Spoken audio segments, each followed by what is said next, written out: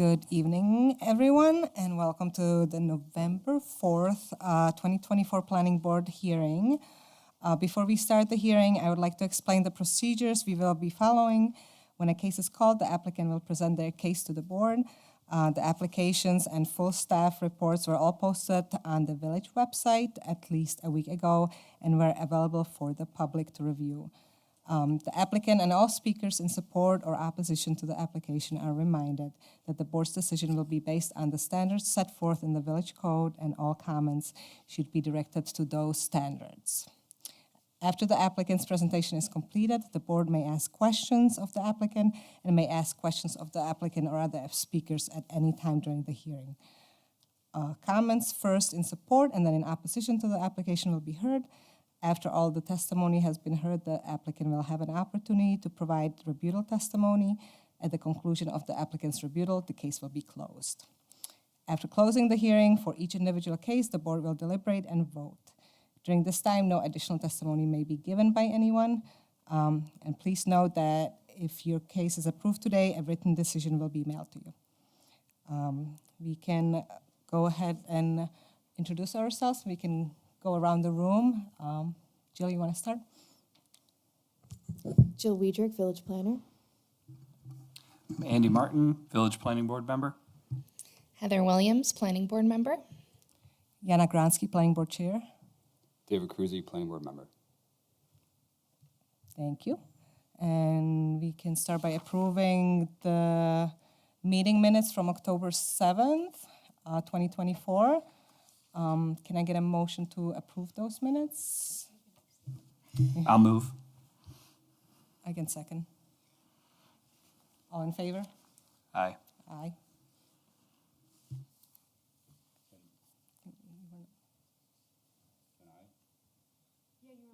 Yeah. Aye. Yeah. Thanks. Yes, I am abstaining though, right? Okay.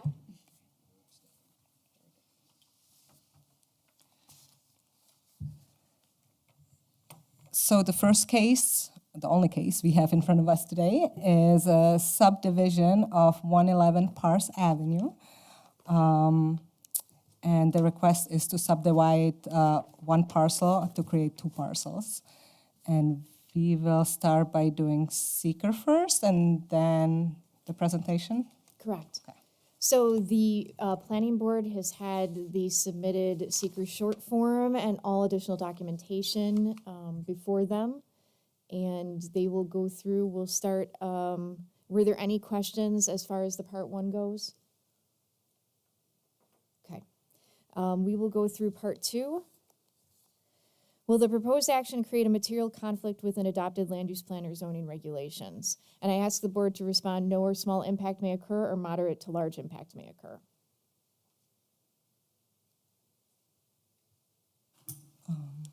No or small impact? Yeah. Will the proposed action result in a change in the use or intensity of use of land? Not with respect to subdivision. Agreed. Will the proposed action impair the character or quality of the existing community? No. No. Will the proposed action have an impact on the environmental characteristics that cause the establishment of a critical environmental area? No. Nope. Will the proposed action result in an adverse change in the existing level of traffic or affect existing infrastructure for mass transit, biking, or walkway? Not the subdivision. Not in the No. subdivision, yeah. Will the proposed action cause an increase in the use of energy and it fails to incorporate reasonably available energy conservation or renewable energy opportunities? No. Nope. No. Will the proposed action impact existing public water supplies and public wastewater treatment utilities? No. No. Or small impact. Will the proposed action impair the character or quality of important historic, archaeological, architectural, or aesthetic resources? No or small impact. And just to note, if we can discuss it here or later, that the cannery is identified as a reconnaissance level survey of historic resources. And that has been answered by the applicant. Yep. But Jill, am I correct that the American Can Company is not designated either locally or nationally as a historic location? So it is not designated, and because of that, there aren't any land use regulations that apply to it. Will the proposed action result in an adverse change to natural resources? No. No. Will the proposed action result in an increase in the potential for erosion, flooding, or drainage problems? No. Nope. Will the proposed action create a hazard to environmental resources or human health? No. Nope. No. Okay. So now we'll move on to part 3. In part 3, this is an opportunity for the planning board to provide additional information to any questions that they deem appropriate. In this case, there were 4 questions that were answered in the affirmative. So if the planning board could discuss those briefly. First one is 12A. Is that right, Jill? Yep.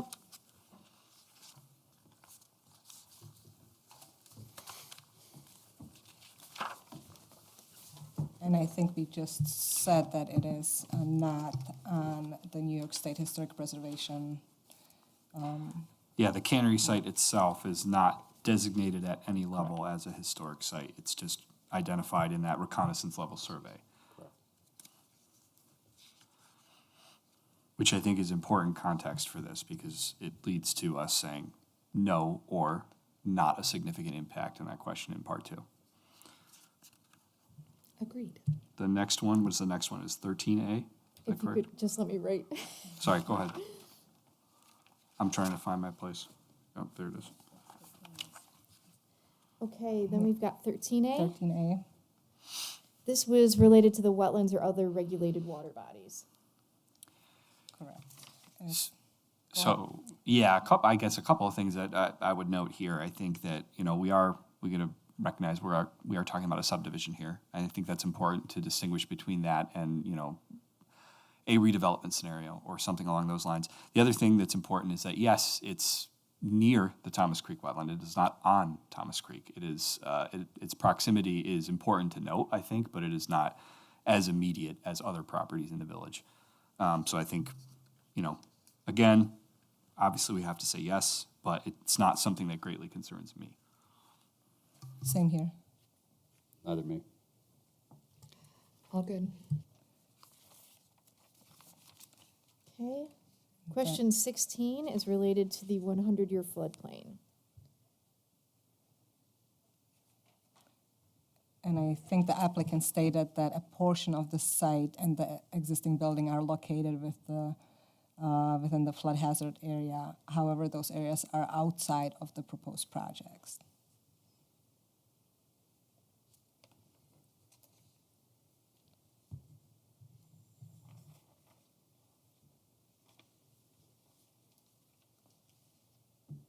And I think the last one was question 20. Has the site of the proposed action or an adjoining property been the subject of remediation for hazardous waste? And the applicant has noted that there is 4 underground tanks that are have not been used. Yeah, or and are the discontinued. the information from the Department of Environmental Conservation says that 2 of those tanks are out of service and 2 were closed prior to 1991.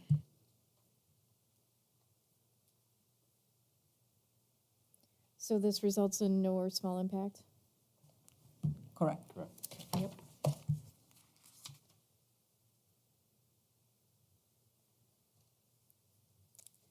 Okay. So then if I could ask the board to vote that based on the information and analysis above that we've discussed and any supporting documentation that the proposed action will not result in any significant adverse environmental impacts. Motion. Yeah, motion. Okay. Motion to that it will not result in any significant environmental impact. Second? Everyone in favor? Aye. Aye. Motion passed.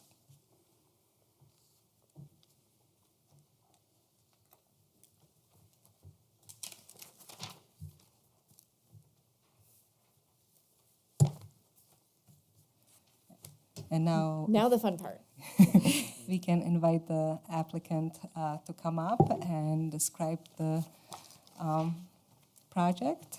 Welcome.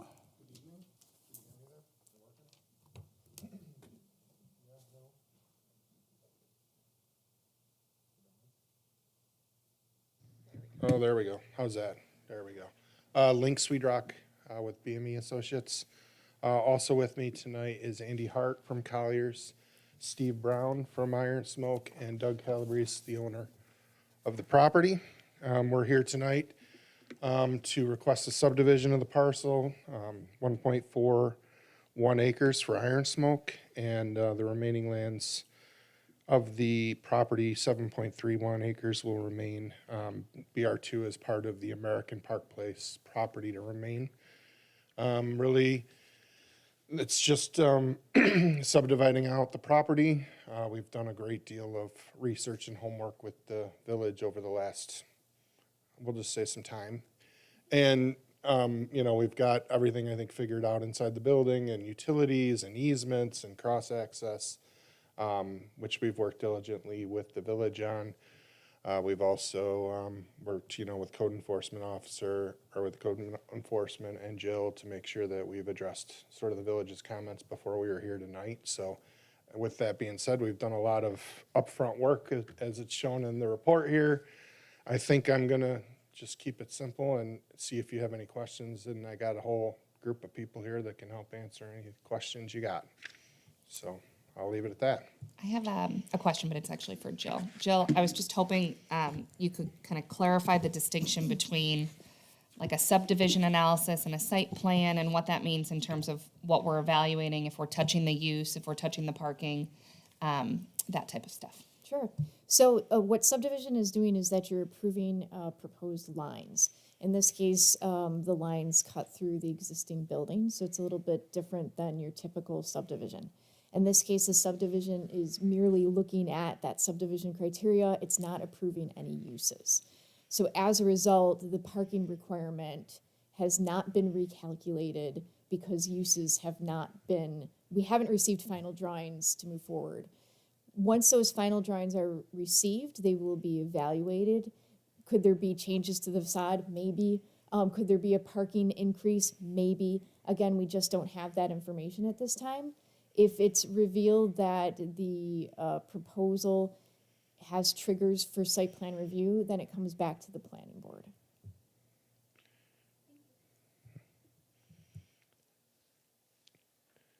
I think the important thing to note from the applicant is if they don't get the subdivision, he's not gonna invest the money in the building. So this is like the first thing that needs to happen for them to take the next step.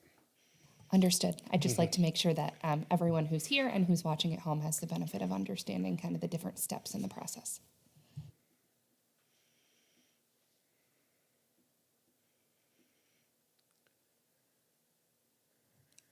Question from me. So my understanding is that you will be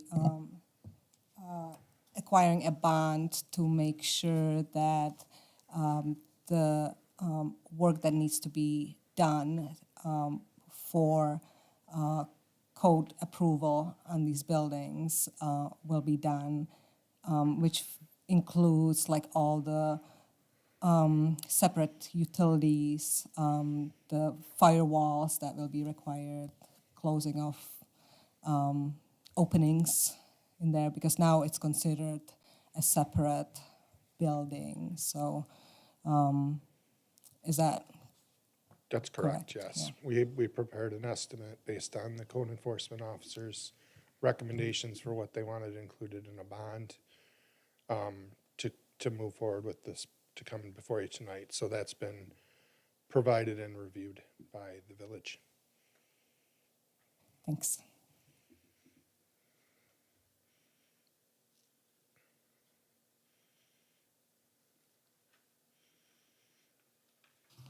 This might be a better question for you, Jill. And in reviewing all of the variances needed, that which of course are going to have to go before the zoning board of appeals, is there a number for how many variances are needed for this property? I know that they have to deal with the maximum coverage, the setbacks, and things like that.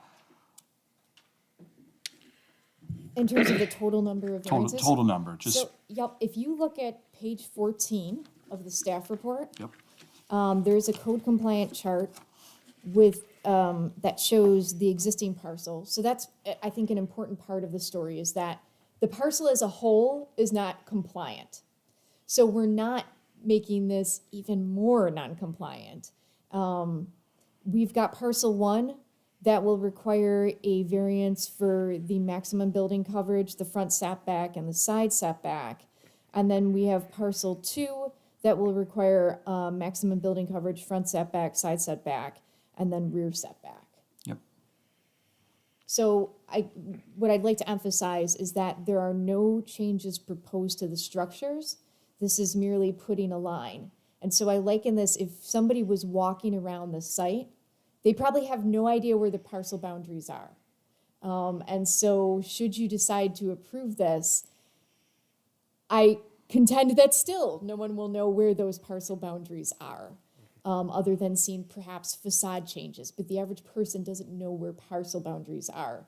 And so when you're reviewing this again, Andy, as you mentioned, the variances will be required to be entertained before the Zoning Board of Appeals. Yeah, and I do think it's important to both point out the number and to my fellow board members that, you know, as Jill said, I'll just reiterate, you know, these variances are because of the existing building and how it is there and how the code is written now. So I think that it's not due to anything that is changing, it is due to the existing conditions of the building and the fact that they will need those variances. But I just want to speak to them a little bit.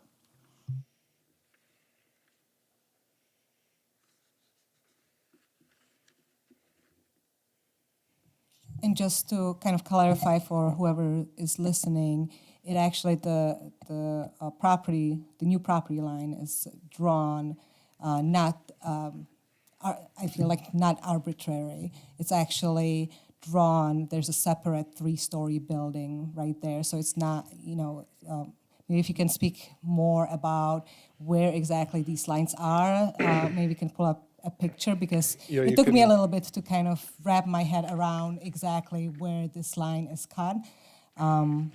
If you pick up, you can probably go to maybe 8. Right there. So yeah, we spent a lot of time in this building deciphering where the firewalls are, where access points needed to be, where utilities are that need to remain, where utilities need to be replaced, where we need to maintain utilities through different areas. So that's how we came up with this plan, which sort of shows where the lines are, where there's cross-access easements, where there's utility easements, to make sure that this building will still operate after this happens. Everybody will have utility service, everybody will have access to where they need to go. And it was been coordinated between both the applicant and the owner to make sure that this will work for everybody moving forward, if the subdivision were to happen. Link, if I can just ask you to jump to page, 19. I think this shows from Parse Avenue for the viewer and for the board as well, where that subdivision is proposed. So it's evident that there's a facade change For the 3-story there, yeah. along the frontage where Iron Smoke is located, and then you can see that 3-story area. So the photos might be the best view of where those lines are proposed. Yeah, but there's also, some of that trip hammer is staying as part of this parcel, so. Correct. So there's a piece of, there's a combination of both, but that's, a lot of time was spent to decipher where those lines needed to go. And, the line to the east is the boundary line that's always been there, and that's in a building, right? So that line is not changing. We're just going to the west and basically subdividing another parcel off, similar to what's already been subdivided on this building before, or for different ownership on this building.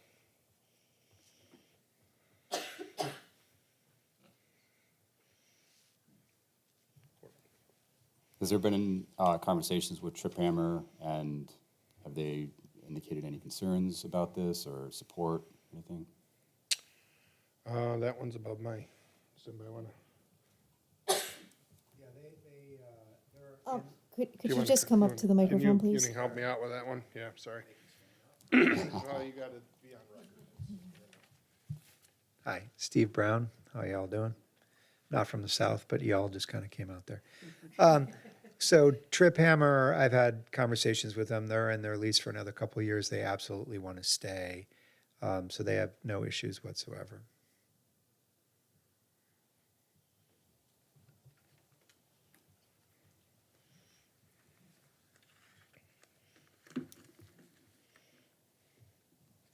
Any other questions, concerns? No, other than appreciation for the level of thought and attention that went into the submission. Everything we needed was right here, so thank you for that. Thank you. Can I ask if anybody would like to speak in support of the application? Would anybody like to speak in opposition to the application?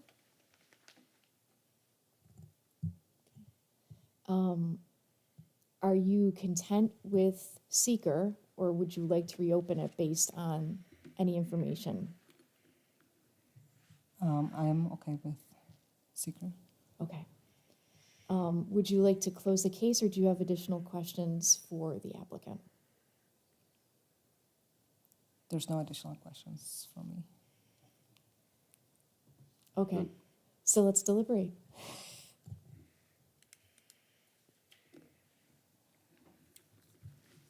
So besides the conditions that, the 4 conditions that we have, maybe we can go through those and see if that all makes sense to everyone.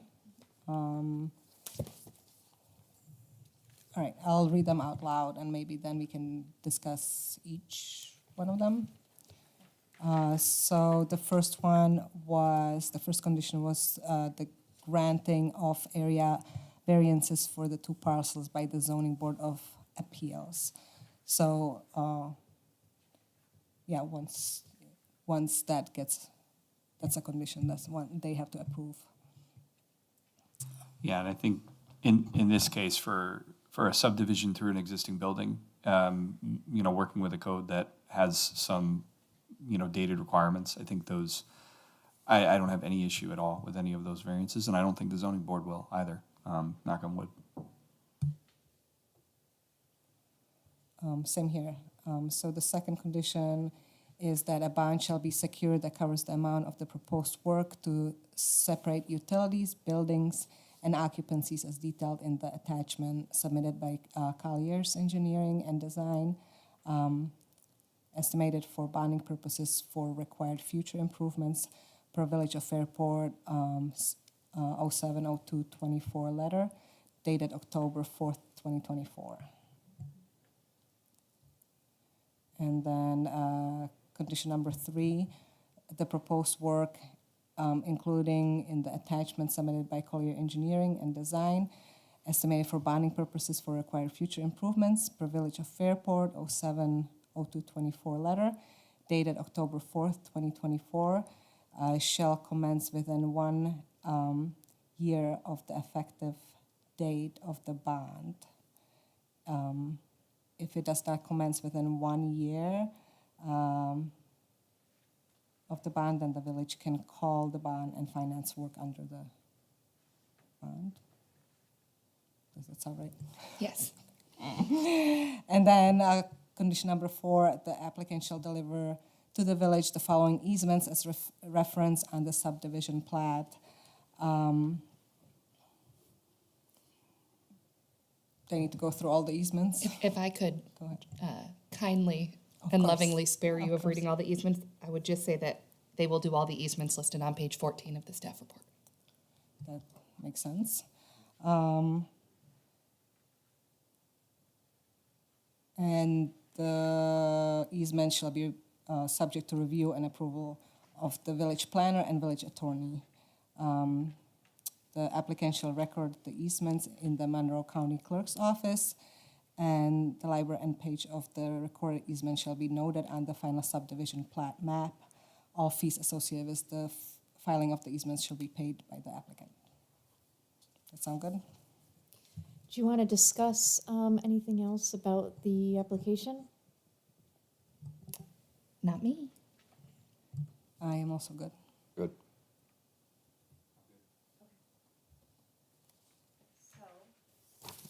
The resolution would be to subdivide one parcel to create two parcels with the conditions detailed on page 14 and that were reviewed by the planning board.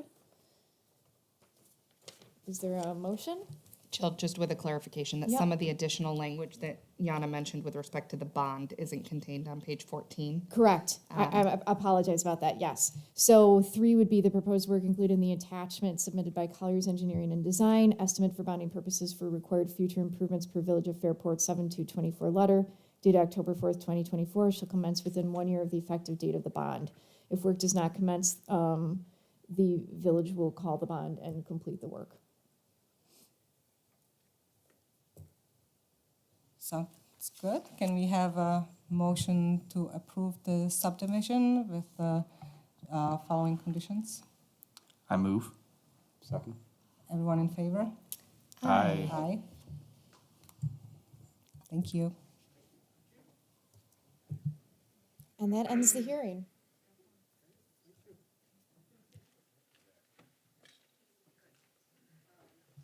Motion to adjourn the meeting? Second. Everyone in favor? Aye.